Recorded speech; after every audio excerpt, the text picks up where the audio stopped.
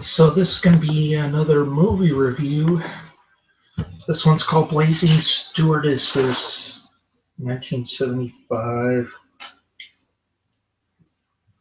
Rated R, for some odd reason.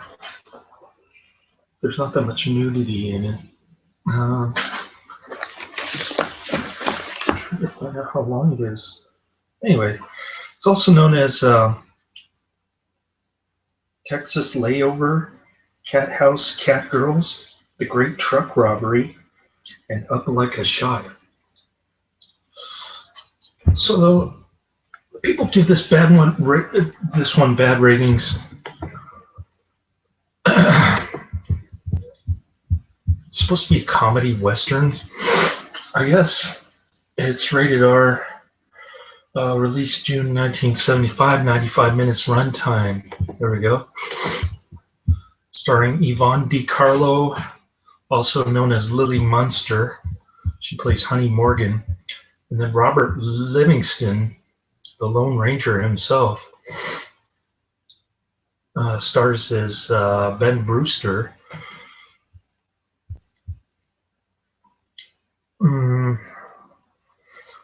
Yvonne DeCarlo, or Lily Munster, Honey Morgan, she plays the brothel madam. Then we got Bob Livingston, Ben Brewster, the Lone Ranger, owning some kind of rodeo ranch, casino, swimming pool, hotel, hot dog stand, hamburger stand. Not quite sure. It's very confusing. This is, after all, Al Adamson directed by. And then it's even got Adamson's wife, who is Regina Carrol. She plays the ditzy, I don't know if she's brunette or redhead, but it's hard to tell from the print because her hair color is so, looks like it's dyed or some kind of wig. But in any case, I guess she was an inspiration for Suzanne Summers in Three's Company later on. So I guess her most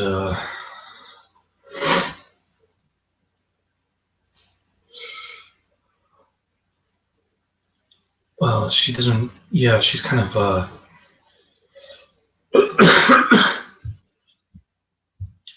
She's not exactly dumb blonde, but kind of dumb brunette or dumb redhead with fake boobs and nice suntan. Well, like I said, it is, after all, Adamson's wife, and it's got so many dang alternative titles because it was produced by the aforementioned Adamson. Oh, and it's got the Ritz brothers. Their first, I guess, appearance since 1943.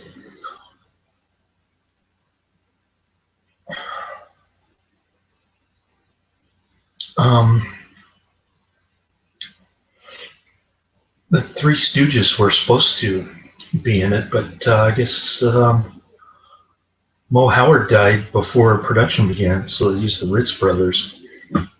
Like I said, their first film appearance since 1943.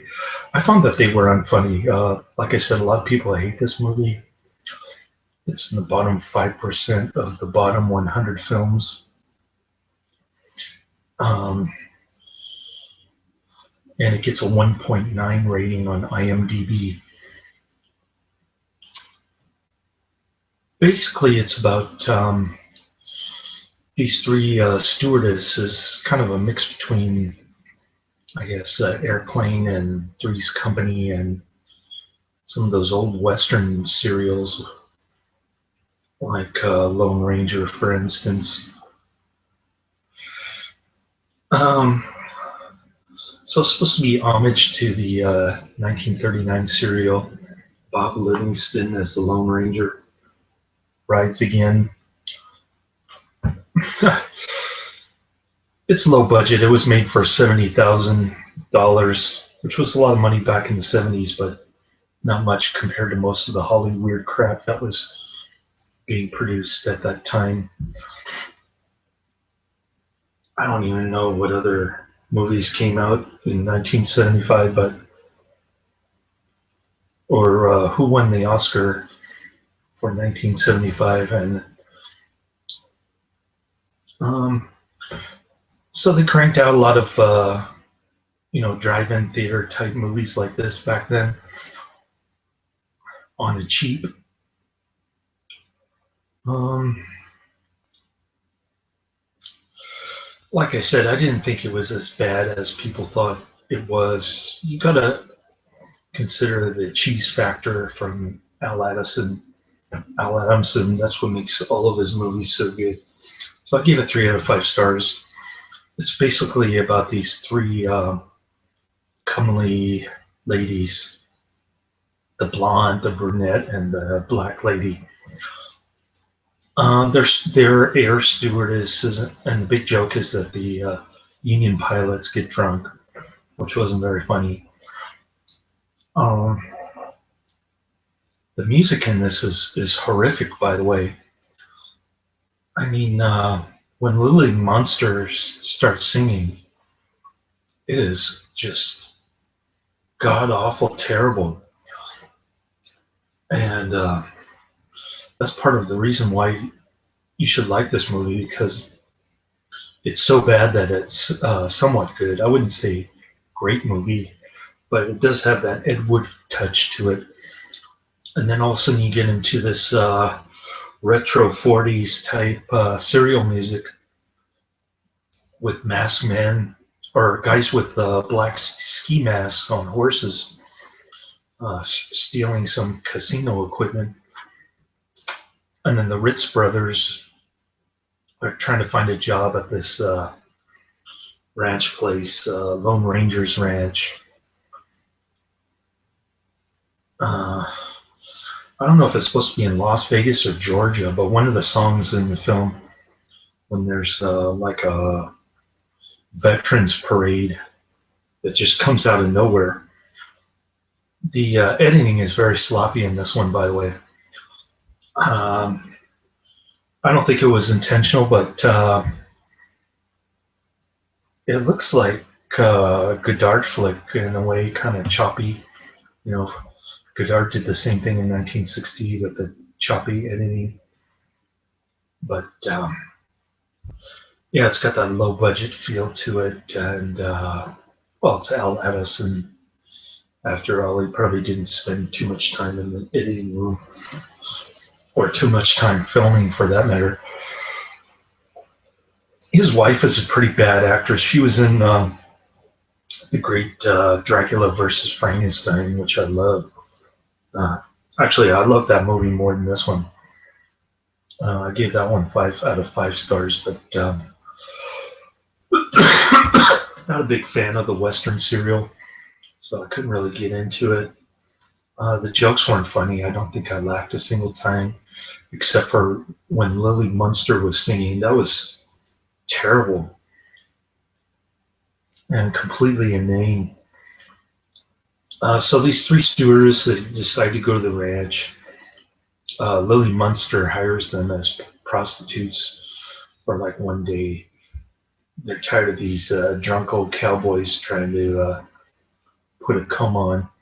And like I said, there's really brief nudity at the beginning, like within the first 15 minutes, and then nothing.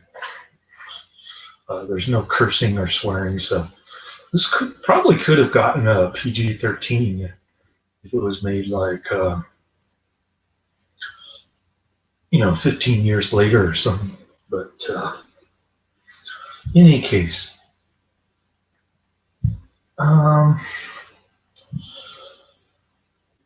so there's this sheep guy with the turban on his head. It's not really a turban, it's kind of like a Saudi Arabian kind of hat, So he's in his Saudi Arabian garb looking for oil in the desert. Presumably it's Nevada, like I said, but it could have been, um, I guess it was filmed in Palm Springs, and they're talking about Georgia. It's all very confusing, but it is, after all. The Independent International release, which is why it has like 5 different titles or something. So, anyways, that's another subplot. There's also this young guy on the airplane. You just, at first you think he's a nerdy wimp or something, but then he comes busting out with his white Lone Ranger outfit, beating up the bad guys. There's another old Western serial guy in this.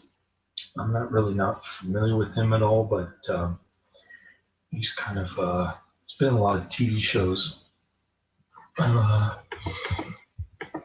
His name is Don Redberry, plays Mike Trask. This guy is a foreman. He's one of the bad guys. He's plotting to steal the casino equipment with all these guys in black ski masks. He's also working on the side as a foreman for the Lone Ranger there on his ranch.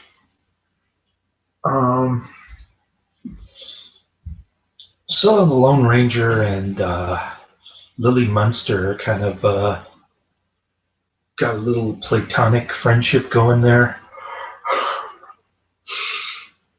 I guess a little twinkle in the eye or whatever. I think they just want to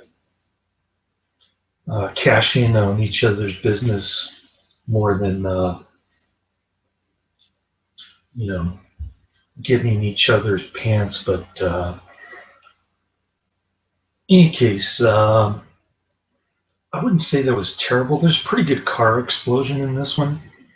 The Lily Munster singing was good, and the part where the guys in black ski masks, led by Don Redberry, are trying to capture the casino equipment at the end. That was pretty good. It did remind me of the 40s serial, so there's that. I wouldn't say it was all bad. It had its moments, like I said. So that's the end of my review. Laters.